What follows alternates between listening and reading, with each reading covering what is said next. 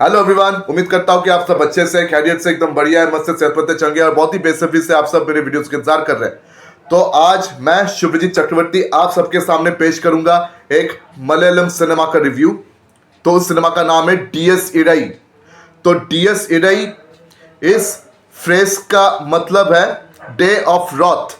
तो DS Idai ये एक लैटिन फ्रेज है जिसका मतलब तो बता दिया, डे ऑफ रॉथ यानी कि बर्बादी का दिवस, दुनिया की बर्बादी, कुछ ऐसा मतलब इसका बनता है।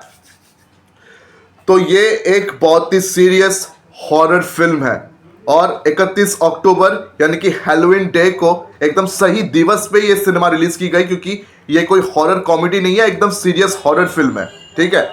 तो इस फिल्म के निर्देशक का नाम है राहुल सदाशिवन। तो इससे पहले राहुल सदाशिवन ने ऐसे दो और सीरियस हॉरर फिल्में बनाई थी, भूताकलम और ब्रह्मयुगम। तो भूताकलम ब्रह्मयुगम ये दोनों सिनेमा जो है सोनी लिव में अवेलेबल है। तो ये दोनों बहुत बढ़िया फिल्में बनी थी, मेरा पर्सनली देखा हुआ है। तो आप लोग इस सिनेमा को जरूर देखिए, क्योंकि ये जो सिनेमा है डीएस इडई, ये ब्रह्मयुगम और भूताकलम एक ही हॉरर यूनिवर्स का हिस्सा है, ये तीनों सिनेमा। तो ये राहुल सदाशिवन हॉरर यूनिवर्स है और इस सिनेमा का डायरेक्ट कनेक्शन भी है भूताकलम से। तो इस सिनेमा में लीड रोल प्ले करते हुए नजर आते हैं प्रणव मोहनलाल, जो कि बॉलीवुड के बहुत बड़े मेगा स्टार मोहनलाल उनके सुपुत्र है। साथ में सुष्मिता भट्ट है और जीबी गोपीनाथ है और भी बहुत सारे ऐसे एक्टर एक्ट्रेसेस इस सिनेमा में मौजूद है। अब आते हैं प्लॉट में। तो देखिए, यहाँ प्रणव मोहनलाल का ही मेन रोल है। तो वो वहाँ एक बहुत बड़े बिजनेसमैन के बेटे का रोल अदा करते हैं। तो उनके जो पिताजी है शंकर साहब, जो कि यूएसए में रहते हैं अभी, वो बहुत बड़े बिजनेसमैन कम आर्किटेक्ट है। तो इंडिया में उनका जो फ्लैट है वहाँ पे कभी कभी रोहन आता जाता रहता है, वरना वो रहता तो यूएसए में ही है, इंडो अमेरिकन है। तो रोहन जो है ये बहुत ही लैविश लाइफस्टाइल लीड करता है, हर दिन दारू पार्टी ये सब लगा रहता है और लड़कियां वर्कियां, ये फ्लिंग्स, ये नो स्ट्रिंग्स अटैच्ड वाला रिलेशनशिप्स, ये सब रोहन के लिए कोई बात ही नहीं है। ऐसे एक लैविश लाइफस्टाइल ये बड़े आराम से लीड कर रहे हैं। तो अचानक उनकी जिंदगी एक अलग ही मोड़ लेता है। वो कैसे बता रहा हूं। तो उनके फ्रेंड सर्कल में एक ऐसी दोस्त थी कनी, जिसके साथ रोहन का एक छोटा सा वो रोमांटिक अफेयर था, एक छोटा सा वो रोमांटिक फ्लिंग था। तो वो कनी अचानक से आत्महत्या कर लेती है। तो कनी का आत्महत्या का खबर सुन के रोहन और उनके कुछ दोस्त जाते हैं कनी के घर, पता लगाने की क्या हुआ कैसे हुआ। और इस सिनेमा का पहला सीन शुरू होता है एक लाश से, जिसको एक कुएं से बरामद किया जा रहा है। वही कनी का लाश है। उस लाश को जब आप देखोगे ना, तो आपके दिल और दिमाग में एक डर पैदा होगा। बहुत ही डरावना नजारा था जिस तरह से उसके लाश को मतलब बरामद की गई थी। तो खैर अलग बात है वो। तो कनी के घर जाते हैं रोहन, तो मतलब घर वालों से बात करते हैं, कनी के जो भाई है किरण, उससे भी बातें छाते करते हैं। तो कनी के पड़ोस में एक परिवार रहता है।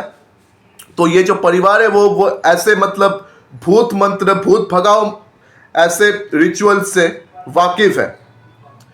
तो आज जो करता धरता है, उनकी एक माँ है और उनके पिताजी जो है वो ओझा हुआ करते थे। वो मतलब एग्जॉर्सिस्ट थे, भूत भगाने के मतलब काम करते थे। तो उनका बेटा जो है वो भूत भगाने के इस पेशे में नहीं है, लेकिन उनको भी समझ में आता है सुपरनैचुरल ऑकरेंसेस। तो उनका कान बहुत ही मतलब तेज है, बिल्लियों की तरह। उनको सुपरनैचुरल ऑकरेंसेस बहुत अच्छी तरीके से समझ में आता है। तो उनका भी एक बहुत इंपॉर्टेंट रोल है इस सिनेमा में। वो कैसे, वो तो आपको मतलब ये सिनेमा देखने के बाद ही पता लगेगा। ज़्यादा कुछ डिटेल में मैं यहाँ आपको कुछ बता नहीं सकता। तो खैर, तो कनी के घर से जब से मतलब ये रोहन लौटा है वापस, तब से रोहन के साथ कुछ अजीबोगरीब चीज़ें होना शुरू हो गया। उसके घर में एक भूत का बसेरा हो गया। मतलब एक भूत उसके घर में आके बसने लगा। मतलब ये भूत दिखता नहीं है, लेकिन रात भर रोहन को बहुत तंग करता है, परेशान करता है। मतलब ये सुबह तो उतना आता नहीं, लेकिन रात भर रोहन को बहुत तंग करता है, परेशान करता है। जब इसको रात को सोने नहीं देता, उसके साथ मारपीट करता है और भी चीजों की तोड़फोड़ और भी कई तरीकों से मतलब रोहन को परेशान करके रखता है, सता के रखता है। तो मतलब रोहन डर के मारे उसका चेहरा ऐसा हो गया था कि उसे कुछ समझ में नहीं आ रहा था कि अब क्या करे। उसके नौकर चाकरों को भी कुछ समझ में नहीं आ रहा था। तो रोहन ने मतलब मदद ली कनी के पड़ोस में जो रहते हैं उस आदमी से। तो उनकी मदद लेकर रोहन ने इस मामले के जड़ तक पहुंचने के लिए इन्वेस्टिगेशन शुरू कर दी कि ये सारी घटनाएं क्यों घट रही है। रोहन को फिलहाल अभी शक है, और हम सबको फिलहाल यही शक है कि शायद ये कनी का भूत हो सकता है। अब ये सच में कनी का ही भूत है या कोई और है, अब ये क्या है, ये परेशान क्यों कर रहा है, वगैरह वगैरह अगर आपको जानना है तो आपको इस सिनेमा देखना पड़ेगा। तो देखिए, इस सिनेमा को बहुत ही जतन से, बहुत प्यार से बनाया गया है, इस बात पे कोई शक नहीं है। और ये बहुत ही एक सीरियस हॉरर फिल्म है।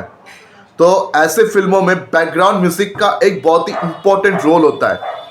मतलब बैकग्राउंड म्यूजिक का बहुत अच्छे तरीके से इस्तेमाल किया गया है, और हमारे सामने इस सिनेमा में एक बहुत ही चिलिंग एटमॉस्फेयर बनाया जाता है। तो उस चिलिंग हॉरर एटमॉस्फेयर को हम महसूस करते हैं अपने दिल और दिमाग से।